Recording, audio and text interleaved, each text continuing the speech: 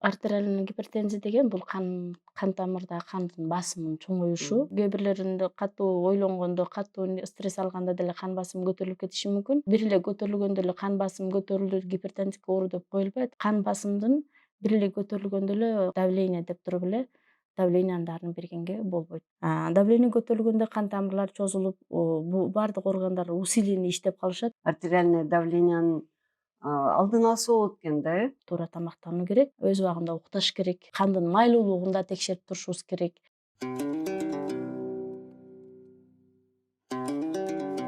Саламатсызбы, урматтуу биринчи байлык ден соолук подкастынын көрүүчүлөрү, угуучулары. Сиз азаматсыз. Азыр кирип ушул биздин подкастка киргениңиз демек өзүңүздүн ден соолугуңузга кам көрүп атасыз. Эгерде бүгүнкү темабыз аябай жакса, бөлүшүңүз досторуңуз менен, суроолоруңуз болсо жазыңыз. Бүгүнкү тема өзгөчө тема. Ар бир үчүнчү киши ооруган оору бул артериальный давление же болбосо артериальный гипертензия деп айтылат. Ушул оору боюнча биз конок чакырдык элек. Калтаажы айым, саламатсызбы Калтаажы айым? Биздин студияга кош келиңиз Калтаажы айым.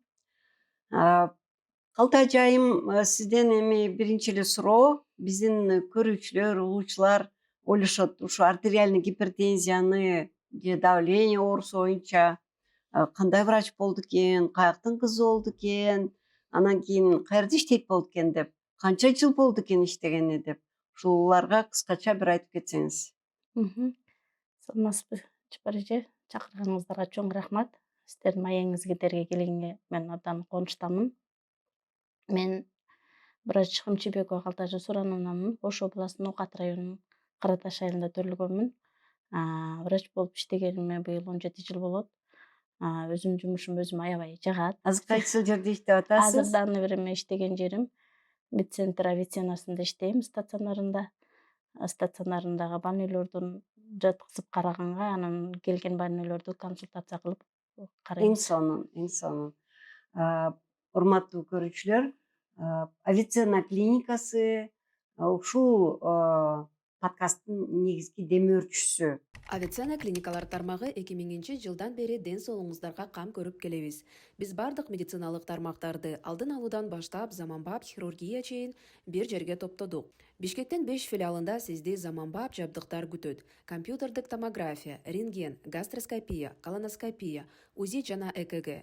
100дөн ашык жогорку квалификациялуу дарыгерлер сиздин ден соолугуңузга кам көрүүгө даяр. Авиценна клиникалар тармагы ар күнү сиздин жашооңузду жакшыртууга аракет кылабыз. Биринчи байлык – ден соолук. Анан дагы бул жерден айтып кетчү нерсе, Калтаажы айым мынакей өзү айтпадыбы, канча жылдан бери ушул өзүңүздү көптөгөн пациенттерди дарыладыңыз, ушул пациенттерди Калтаажы айымга консультацияга келиш өтө эле кыйын. Ошон үчүн сизде мүмкүнчүлүк бар бүгүнчү. Калтаажы айым, сиз бир консультацияны бекер бере аласызбы? Консультацияны бекер бере алам. Эң Мен сонун. онлайн аркылуу деле консультация кылып берем. Келген больнойлорума келип кеткендери мен, если возможность жок, стационарга жатып лечение албай калгандарга мен онлайн аркылуу деле контроль кылып, давлениясын текшерип туруп Эң сонун. контроль кылып алам. Анда кунт коюп угуңуздар, бөлүшүңүздөр. Анткени ушул эле артериальный гипертензия боюнча активдүү катышкан, суроолор берген адамга бекер консультация бере алат Калтаажы айым. Калтаажы айым, анда бүгүн ушул артериальный гипертензия, мен туура айтып атамбы, ушул темага токтололу эле. Деги эле эмне артериальный гипертензия деген? Аны Кыргызстанда абал кандай? Жапар эже, бул артериальный гипертензия деген бул кан тамырдагы кандын басымын чоңоюшу. Бул кан басымынын чоңоюшунун көпчүлүгү деле билбейт. Кандын басымы чоңоюп кеткенде көпчүлүгү ар кандай ооруларды сезбей өткөзүп жибериши да мүмкүн. Бул кан басымы көтөрүлгөндө биринчи очередь баштын оорусу, башын айлануусу. Кыргызстанда кан басымы оору менен ооругандар аябай көп. Биринчиден көпчүлүгү текшеришпейт. Анан Анда ушул оорунун белгилерин айтып кетсеңиз, кандай белги болот? Мисалы, мен артериальный давление болсом, Кудай сактасын, анда мен эмнем ооруйт? же бул артериальный давление менен ооруганда, кан басымы көтөрүлгөндө биринчи очередтен башынын оорусу болот, өзүн слабый сезип башташат, кулактардын шуулдагандары, баш айлануулары болот, кускусу келип калышы мүмкүн, баш айланып. Ошол убактарда давленияларды, кан басымын текшерип туруш керек. Азыр кан басым текшерүүлөр баардык эле аптекаларда бар. Ошол жерлерден кирип деле кан басымдарын текшертип турса болот. Мгм. Жакшы. Анда ушу белгилерди айтып кеттиңиз, дагы бир жолу кайталап кетелиби? Баш ооруйт экен, кускусу келет экен, көзүнүн алдында чывырчык болот экен. Бирок көп эле ооруларда ушундай болушу мүмкүн да, Ооба. Азыр тем более ысык болуп аткан кезде. Анан Кан кан басым көтөрүлгөндө да ушундай эле слабостьтор болот, кан басым түшүп кеткенде да ушундай слабостьтор болот. Ошон үчүн кээ бирлери кан давлениям көтөрүлдү деп врачтарга кайрылбай эле өзү билгендей эле кылып дарыларын ичип нетишет. Ал туура эмес. Биринчи кандын басымын текшерип көрүш керек. Ушундай эле ушундай эле жалоптор кан басым көтөрүлгөндө да, кан басым түшкөндө да ушундай клиника болот. Ушул кан басымы көтөрүлгөндө канчага чейин көтөрүлүшөт?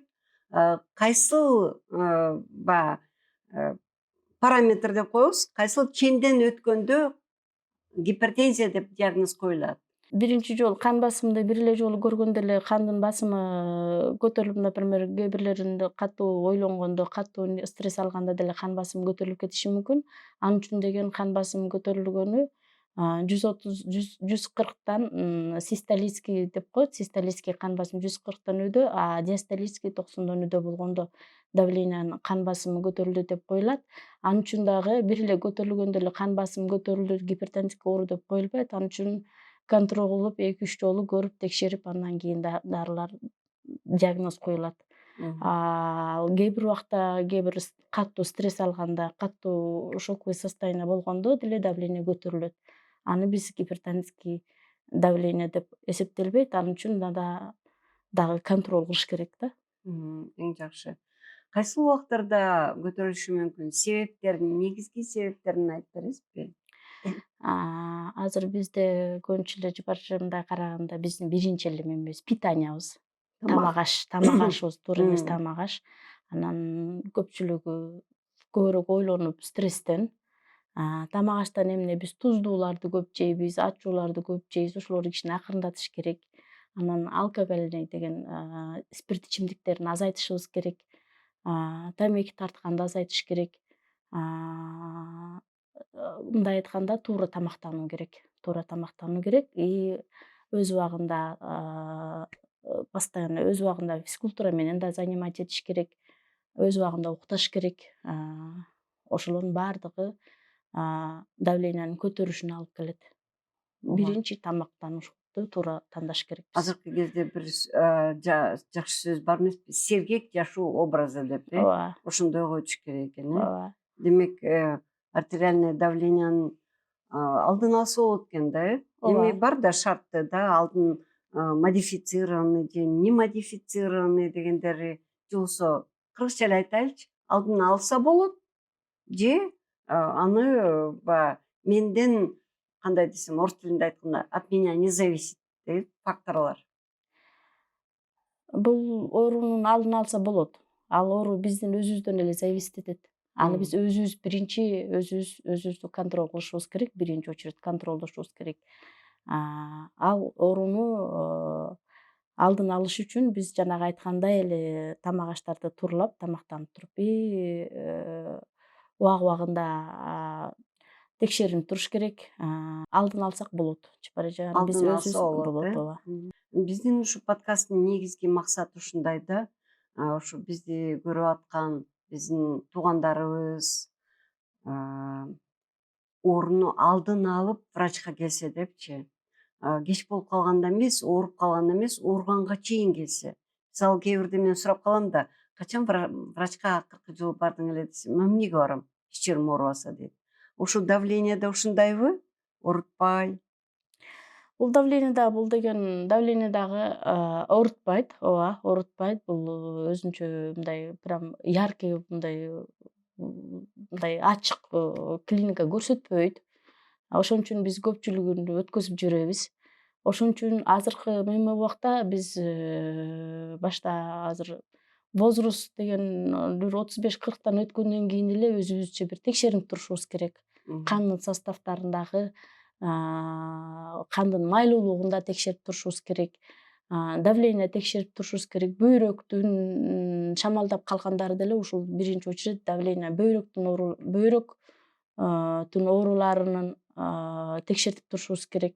Бул өзү кан басымы дегенде эки түргө болот. Биринчиси жана эссенциальный гипертензия деп коет, и симптоматический артериальный гипертензия деп коет. Бул эссенциальный деген бул тууган уруктан берилген генетически тукумга уйтурган бул оору болуп калат.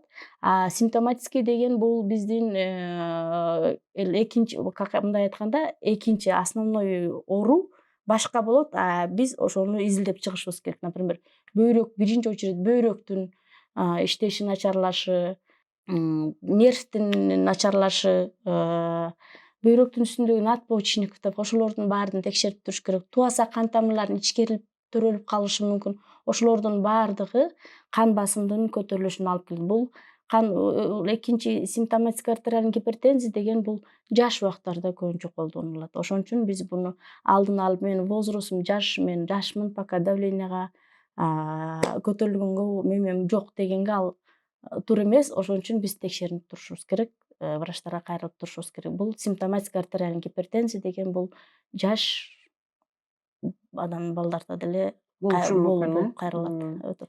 Эми анда ушу диагностикадан да айтып кеттиңиз бир аз, бирок толуктайлы, мен ушу көрсөтүп кетпейинби? Ушу эң эле жөнөкөй мынандай эмени аппарат, аты эмне, мурда Rivarocci дечи, бул эми давление ченеген эле аппарат да, кадимки эле аппарат, мынаңыз.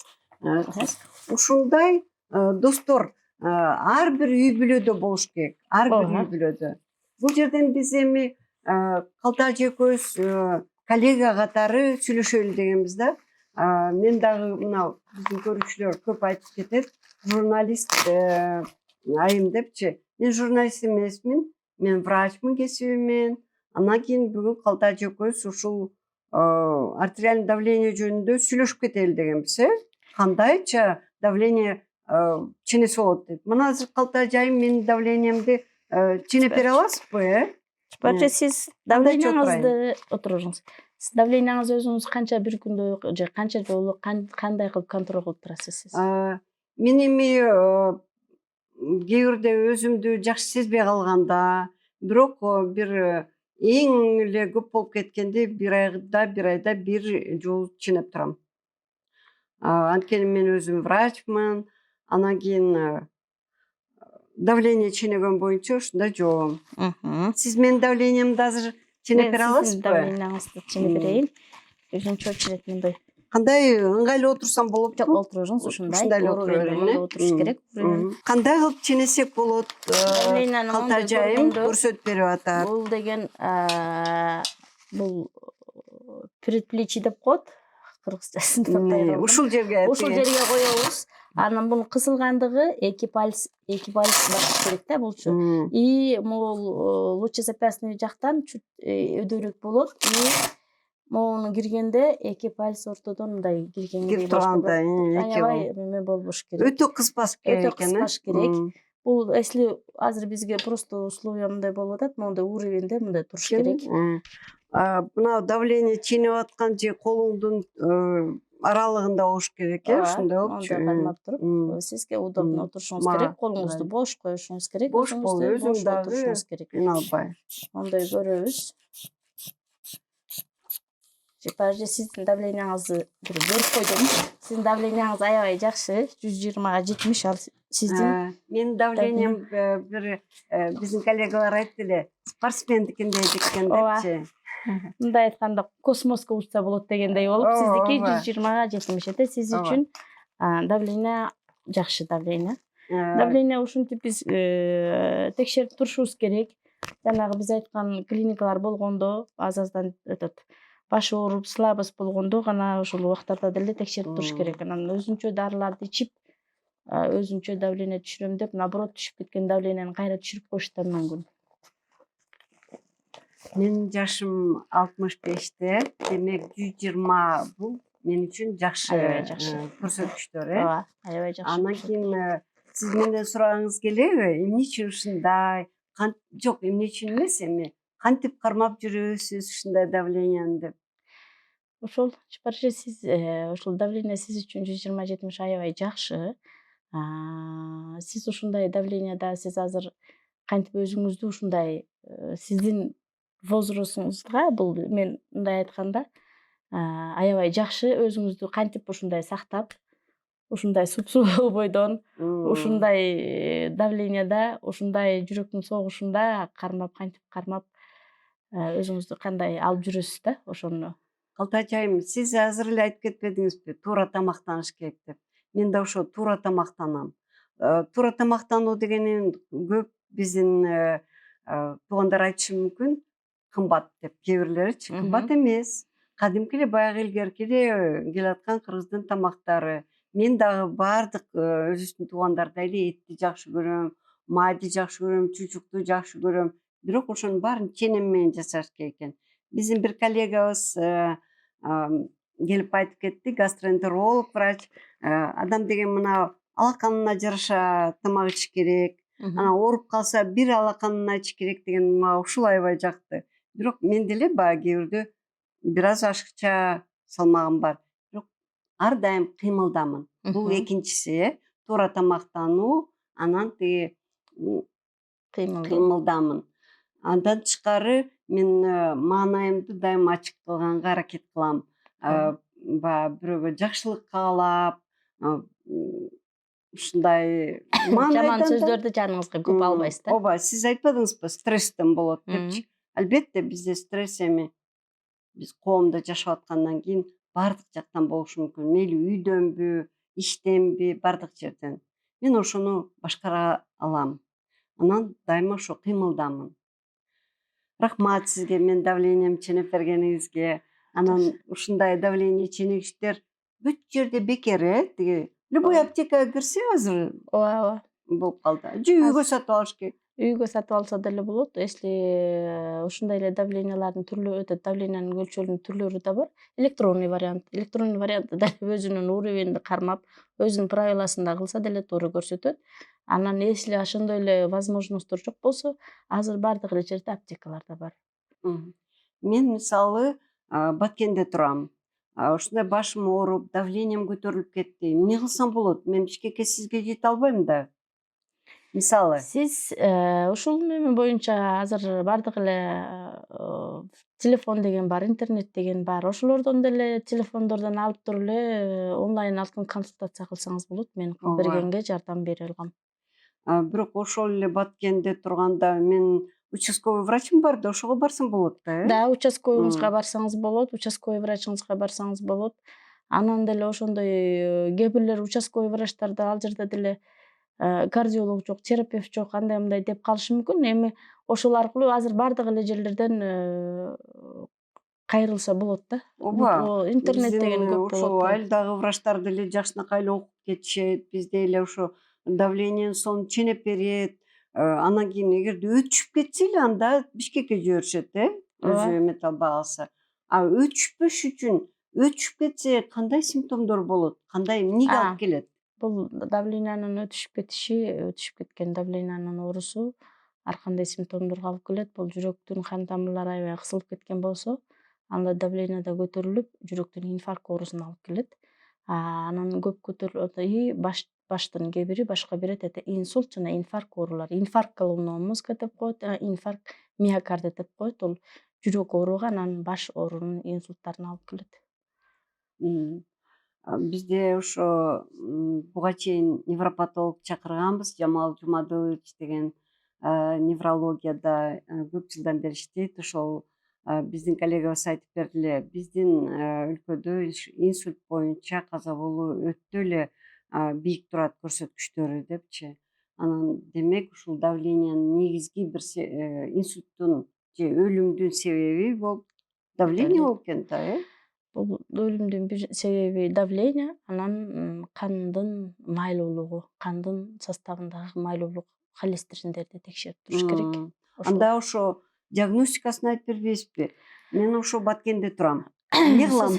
Баткенде турсаңыз, сиздерде деле бардык жерлерде деле азыр медицина өнүккөн, өзүңүздөрдүн поликлиникаңыздар бар, больницаңыздар бар, кайрылсаңыздар болот. Ал жерден биринчиден жүрөк давление көтөрүлгөн давленияны текшериш керек, кандын анализдерин текшериш керек, кандын майлуулугуну, анан кандын коюулугу, суюктугу, общий анализ крови деп коет, кандын Общий анализ крови поликлиникадан эле тапшырсам болот экен да, поликлиникадан текшерип туруш керек. турган жеринде. Да, анан бөйрөктүн анализдерин текшерип турушубуз керек. Бөйрөктүн общий анализ мочи деп турат, ошол зараңызды утреннийди тапшырып турушуңуз керек.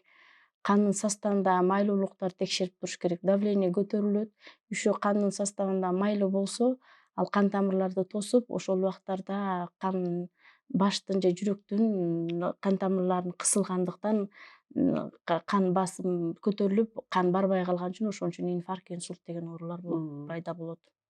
Ошону көбүнчө бир жылда өзү боюнча 3 ай же 6 айда бир текшеринип туруш керек. Бул бардык поликлиникаларда стандартный анализи деген бардык поликлиникаларда бар. Үй бүлөлүк дарыгерлердин ошол немелери бар.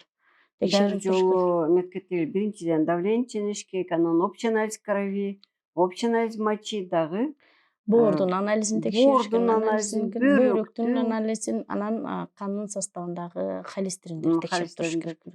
Мен негирде Сахар текшерип туруш керек, кан тоорулардагы ошол давление, кан тоору, ошолордун баардыгы биргеликте ар кандай осложнение берет. Менин акчам жок деп коеюн, бекер текшериле аламбы поликлиникадан? Ооба. Эң сонун. Бизде ошондой мүмкүнчүлүк бар, Ооба. алыскы жерлерде дагы мейли Тоғуз Тородо же каердеби поликлиникага кирсе, сиз айтып кеткен анализдерди Баардыгы бар. бекер текшериле алса болот. Үй бүлөлүк дарыгерге кайрылып, ошол жердеги врачка кайрылып, ооруну алдын алса болот экен, Ооба. Анан дагы бир кайсы суроолорду калтырып кеттим дегенде, бул оору менен кимдер ооруйт? Жынысына жараша аялдар көп ооруйбу же эркектерби? Жашына жараша кимдер ооруйт? Анан ишине жараша, жумушуна жараша кандай өзгөчөлүктөр бар? Бул оору менен көбүнчө эле эркектер көбүрөөк ооруйт, бирок бизде эркектер көбүнчө эле текшеринишпейт, обследование кылышпайт. Эркектер көбүрөөк оорушат, чем аялдарга караганда. Аял кишилер деле ооруйт, аял кишилер эркектерге караганда азыраак. Биздикилер эркектер көбүнчө эле обследованияны кылышпай көбүрөөк өткөзүп жиберишет. Көбүнчө эркектердин жанагы фактор риска деп коет, тобокелдиги көбүрөөк болот. Көбүрөөк вредный привычкалары, туура эмес тамактан аял кишине өзүн карап, кичине правильный питанияларды карашат. Эркектер көбүнчө эле курение, тамеки тарткандыгы, спиртнойду көп ичкендиги, анан ошол туура эмес тамактардан болот. Көбүнчө эркек киши көбүрөөк оорушат давление менен. Ушу туура эмес тамактануу бир аябай бир чоң көйгөй болуп атат, Бир жумуш сапары менен Баткен районуна барып, ошол жерден биз эми баягы жумуш боюнча барганда кыргыздын баягы меймандостугу болот эмеспи, ошондо бизге жана кола, фанта, бирдеке ушундайларды койгондо биз таң калганбыз. Бизге ушу Баткендин өрүгүнөн эле компотуңарды бергилечи депчи. Анан көпчүлүгүн баягы туура эмес, эч ким күнөөлүү эмес деп ойлойм. Бул көбүнчө жанагы рекламанын айынан болуп атат. Ооба. Ушунчалык сонун реклама кылат, карап турсаң кээ бирде ичкиң келип кетет да. Бирок ошондо ойлошуң керек, бул менин ден соолугума зыян, ичкенге болбойт деп, Ошондойлорду Ошондой эле жана печенье, торт, морттор рекламасы ушундук го. Балдарыбызды да ошолордон баягы коргоп турушубуз керек, ооба ошолордун ошол газированныйлар деп коет, ошол кола, фанта ошолорду азыраак колдонушубуз керек. Обычный эле мындай фильтрованный суулардан ичкенге аракет кылыш керек, бирок биз андай Жашылча жемиштерибиз да, толтура да. жашылча жемиштерди Азыркы көбүрөөк кезде мисалы өзүбүздүн эле жана шоро чыгарган максым, бозо, аралаш дейт. Сонун немелер чыгарып атпайбы? ошолорду Суу колдонсак болот. кадимкилей. Анан жашылча жемишти көбүрөөк жешибиз керек. Жанагы сухой фрукты деп коет, курага, өрүк, ошолардын баардыгын биз күнүгө колдонуп турушубуз керек. Бул организмге калий да болот. Ошол электролиттердин жакшы болушу жүрөктүн иштештерин да жакшы болот да. Ошон үчүн биз көбүнчө овощи, фруктуга көбүрөөк басым карашыбыз керек. Калтачайым, мен ушул давление деген диагноз коюлду же өзүмчө дарыланып аптекага барсам мен дары ала аламбы? Азыр бирок аптекадалар деле без назначения врача дарыларды бербей калышкан. Бербеш керек, Бербеш керек. Мындай эми Ошон үчүн баардык эле үй бүлөлүк дарыгерлерде врачтар отурат. Ошон үчүн биринчи кайрылыш керек. Азыр аптекалар деле өзүнчө дарыларды бербейт го. Эгерде былтыр диагноз коюлду, мага таблеткалар бекер берилеби өкмөт тарабынан? Ал өзүңүздүн участковый жагыңыздан каралат, берилет. Кээ бир дарылар, Кээ бир дарылар участковыйда кирет, ошол үй бүлөлүк дарылар сиз кайсы участокко, кайсыл бөлүмгө кайрылсаңыз, ошол жака барсаңыз, ошол өзүңүздүн документтериңиз боюнча, өзүңүздүн карточкаңыз боюнча, анан паспорт данные, пенсионный данныйлар менен ошого карап туруп дарылар берилет. Анан кээ бир анализдер, обследованиялар тоже бекер болот. Эң сонун. Кээ бирлер мындай болот да, бир жака тойпойго барганда, ой менин башым ооруп атат. Анда жаныңдагы бирөө, сенин давлениең көтөрүлүп кетсе керек, менде таблетка бар деп бере коет. Ошондойдо кандай ойлойсуз сиз? Ал менин оюмча ал айтып атпаймынбы, туура эмес ал. Туура эмес. Ар кандай дарылардын өзүнүн ар ким ар кандай переносить этет. Кээ бир дарыларды, кээ бирлерди аллергиясы болуп калышы мүмкүн. Ошон үчүн ар бир дары, бул дары, например, бул дары сизге мындай жакса, кээ биринин аллергия берип кетиши мүмкүн. Поэтому ар бир дарынын өзүнө карак немеси бар. Ар бир дарыны өзү билип эле иче бергенге болбойт да. Ооба. Болбойт. Жараткан бизди ар Побочный кандай эффект деп коет, аллергия болуп кетиши мүмкүн. Жана мен эле айткандай эле, ал может башым ооруп атат десе эле, давлениең көтөрүлүп кетти. Вдруг анын давлениясы түшүп кеткендир, биз билбейбиз да. Түшүп кетсе көтөрүш кыйын. Ошон үчүн биринчи очередь кан басымын көрүш керек. Ошондо биздин азыркы көрүп аткандар да ошону жакшы эстеп калат болуш керек, баягы бирөөгө таблеткаңды өзүңкүн бере койбогун, аны менен сен зыян эле кыласың депчи. Ооба.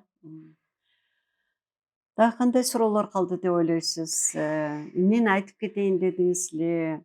Эмне дейин дегем же бар же дагы ушундай айтайын дегендерим, азыркы жаш балдар көбүнчө эле вот энергетик деген аябай көп колдонушат. Ошол энергетиктин немесин колдонбогонго аракет. Ал билинбей эле энергия берет дейт. Ал баардык органдарды, биринчи очередь боор, баардык кан басымдын, канды тазалап, фильтрлей турган орган боордо. Боордон биринчи очередь ошол боор ооруларды ошо энергетик боор ооруларды, боордун иштешин зыяндаттырып коет. Ошон үчүн энергетикти ичпегенге ата энелер аябай көбүрөөк балдарын карасын деген, ошолорду айтайын дегеним. Ооба.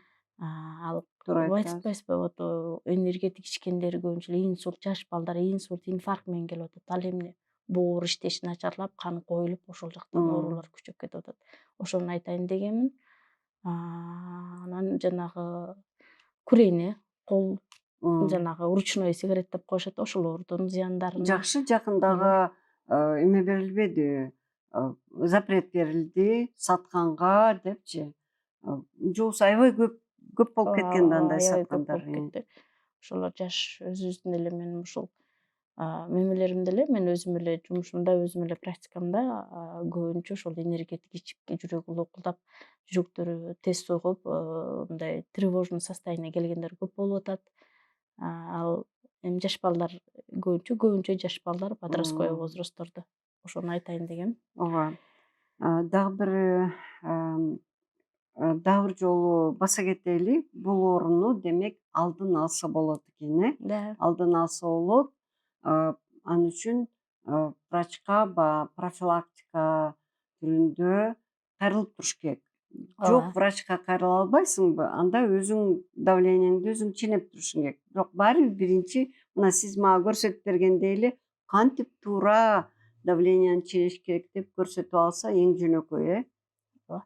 Дагы бир айтайын дегеним болду. Например, чындап эле мындай караганда аябай азыр көбүрөөк көп нервничтетип мындай вовремя стрессте давление көтөрүлүп кетти деп эле резкий давлениянын дарысын берип койгонго болбойт. Ал убакта давление эмне үчүн көтөрүлдү ошол убакта ал нервничтетип катуу шоковый состояние болгондо давление көтөрүлгөн болот, кан басымы көтөрүлгөн болот.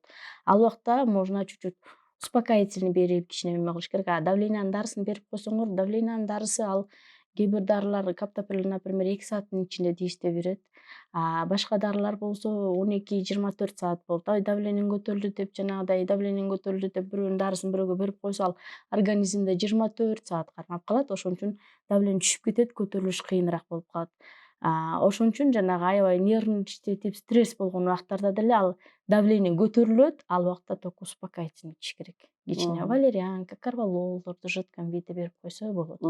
Кан басымдын бир эле көтөрүлгөндө эле кан басым бул давление деп туруп эле давлениянын дарын бергенге болбойт. Ошондо артериальный гипертензия деген диагноз кайсы учурда коюлат? Канча жолу ошондой бийиктесе давление? Артериальный гипертензия деген бул кайсы убакта коюлат? Текшеринип, давленияны Канча айга чейин? бир 15 мүнөттө 2-3 жолу текшерилип, ошол убакта минимум 3 жолу высокий давление болуп, анан кийин если больной кайсы убакта давление көтөрүлдү причинасыны жөнүндө, например, покойге туруп давление көтөрүлсө, например, ошол убакта 140, 135, 140, 150 болуп аткан болсо, анда 2-3 жолу текшергенде давление деп көрүлөт. Жанагыдай эле стресс убакта текшерип, кайра текшерсе, ал давление деп коюлбайт. Анан давленияны ошондой эле кыйын болуп жаш убактарда болсо, бизде деген суточный АД мониторирование деп коет. Бир суткалык давленияны тагып берип коебуз. Ошол менен басат, жүрөт күнү түнү бир суткада давление канчага чейин көтөрүлдү, кайсы убакта көтөрүлдү, түнкүсүн канчага чейин көтөрүлдү, ошол убактарды көрсөтө турган обследованиялар бар, ошолорду текшертсек болот. Ошондой. Ошо суточный мониторирование Да. негизги Да, диагностикалардан жаш турат. убакта ошолор суточный мониторированиянан кийин бөйрөктүн обследованияларын текшеришибиз керек барынча. Бөйрөккө барып, бөйрөктө питание берген бөйрөктүн кан тамырларын текшертсек болот. Доплер сосудов деп коет. Кан тамыр бөйрөккө барып аткан, бөйрөккө питание кандай жеткизген, кан тамырларды кандай иштеп атат, ичи кирип кетти, ошолорду текшериш керек обязательно. Ошол убактардан кийин анан давление коюлат. Анан ошол давление жанагыдай айткандай эле стресс убакта 3 жолу текшерилип 150 болуп атат, давление деп давлениянын дарын берген деле туура эмес. Мисалы мага давление деген диагноз коюлду, артериальный гипертензия баскычы да бар эмеспи, ар кандай эмесине жараша, биринчи, экинчи, үчүнчү дегенчи. Анан мен диагноз коюлгандан кийин мага сиз дары жазып бердиңиз. Мен аны ошо жакшы болгон кезде таштап салсам болобу? Жок. Бул давлениянын дарылары сиз сурооду аябай туура суроо бердиңиз. Вот такой болот да кепчилик. Мен өзүм эле практикумдан айтканда, кече дарын ичти, бүгүн кечеги дарыларын айтып атпайбынбы, 12-24 саат давлениянын дарылары организмде сакталат. Кече ичкен дарылары бүгүн көрүшөт дагы. Кече 150, 160, 180 менен келишкендер дарылар акырындап давлениялар ордуна келгенден кийин дарынын жардамында органдар өз ордунда иштеп калышат. Давление көтөрүлгөндө кан тамырлар чозулуп, бардык органдар усиленно иштеп калышат. Давленияны түшүргөндөн кийин алар ордуна келишет. Анан кийин и давление тоже өзүнө келип калат, нормасына келип калат да. Ошол убакта кээ бирлери меники жакшы болуп калды, деп дарыны ичпей койгондор болот. Мгм. Ал бул ошол дарынын, кечеги ичкен дарынын жардамында бүгүн давление нормада кармап турган болот. А бүгүн если бүгүн кечеги дарыны ичип туруп бүгүн ой меники 120-70 деп, например, сиз ичпей койсоңуз, эртең ал дарынын эффективности организмде түгөйт, давление кайра көтөрүлөт. Ошон үчүн давлениянын дарынын жардамында кармалган мемелерди таблеткалар самостоятельно алып салганга болбойт. Если көп түшүп кетсе, биз дозаны аздан азайтсак болот. Мгм. Эң сонун. Азайтсак болот. Самостоятельно өзүнчө алып салганга болбойт. Ал эртеси күнү кайра обратно көтөрүлүп кетиши мүмкүн. Артериальный гипертензия деген диагноз коюлду, анан кийин ошондон айыгып кетсе болобу өмүр бою? Кан давлениядан айыгып кетсе деген, ал үчүн прям правильный питание менен правильный эме кылыш керек. Бирок всё равно доза таблеткалардын, давленияны, кан басымын түшүрө турган дарыларын ичип туруш керек. Ал артериальный гипертензия ал эме болбойт. Убагында туура эмес туура эмес Бул өнөкөт оору, туура эмес стресс болуп калганда или аба алмаштырганда ошол убакта дагы кайра көтөрүлүп кетиши мүмкүн. Ооба. Поэтому биз баардык дозаларын, дарылардын баардык мемелерин алып сала албайбыз да. Врачка кайрылып, ошо кеңеш менен болуп туруш керек, Ооба. Анан болду мен айыктым деп таштап салбай. Жок, Бул эми көп болбойт. оорулар деле ушундай да. Мейли артериальный гипертензиябы же башка бир ооруларда да ушундай да. Ошол Ден соолук биринчи байлык дейт эмеспи? Кээ бирлер айтат, ой мен кантип стресс болбойм дейт. Жумушум болсо. Анда ошолорго айткым келет да. Баягы жашоодо мен айткан эмесмин, муну бир монах айтып кетти. Жашоодо 1000 көйгөй болот, 1000 проблема болот. Ооруп калсаң бир эле проблема, бир эле көйгөй болот деп. Ошон үчүн мейли жумушпу же үйүндөгү бир күнүгө минанып аткан бирөө болсо, анда аны менен сен жакшы, мен жакшы деп стресстен келбеш арылыш керек. керек да. Ооба, анткени ден соолук бул биринчи байлык. Ден соолук болбосо кор болуп калат адам, Калтажайым сизге ишиңизге ийгилик каалайм, чың ден соолук каалайм. Анан бул жерде бизди дагы бир жолу айтып кетейин, суроолор, эң жакшы суроолорго Калтажайым бекер консультация берет. Калтажайымдын приемуна келсеңиз болот. Бирок баарына эле ушул убагында телефонун беребиз. Сиздерге рахмат. Эгерде жакса биздин передача, бөлүшүңүз туугандарыңыз менен, тааныштарыңыз менен. Сизге чоң рахмат. Рахмат, Чапар эже, сизге дагы чоң рахмат. Сизге менен маек курганга аябай кубанычтамын. Сизге чоң рахмат. Рахмат.